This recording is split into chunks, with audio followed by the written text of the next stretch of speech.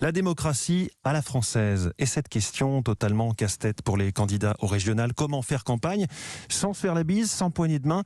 Rappelons que le scrutin a lieu dans 2 mois, les 20 et les 27 juin prochains.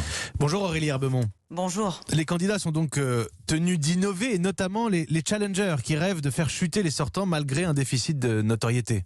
Et oui, oubliez les grands meetings, place aux micro-réunions avec 5-6 personnes qu'il faut donc multiplier. Oubliez les centaines de mains serrées, l'heure est au geste barrière. Nicolas Forissier, tête de liste LR en centre Val-de-Loire, avait pourtant été initié au classique de la campagne par un ancien président. Je me rappelle d'une phrase de Jacques Chirac me disant la politique, c'est des poignées de main et du papier. Donc déjà, les poignées de main, c'est fini. Et le papier, comme c'est quand même plus compliqué de tracter et qu'on peut pas mettre trop de monde partout, on essaie de cibler la distribution, mais le papier reste important, notamment.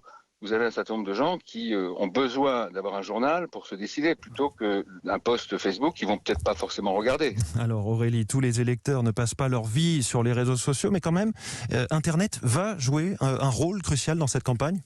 Et oui, vous aimez ou pas d'ailleurs les réunions Zoom pour le travail, voici les meetings virtuels. Et selon Julien Bayou, tête de liste écologiste en Ile-de-France, ça n'est pas forcément une mauvaise chose. Le fait de passer par les réseaux sociaux permet à des personnes qui sont curieuses de passer une tête, entre guillemets, sur des réunions en ligne, alors qu'elles ne l'auraient pas fait si elles avaient dû se déplacer en physique. Et Internet offre des possibilités multiples. La course aux idées originales est ouverte. Marc Fesneau, ministre et candidat dans le centre, va faire une série de podcasts et répondre en vidéo d'1 minute à tous ceux qui viendront déposer des questions pendant la tournée de son camion de campagne.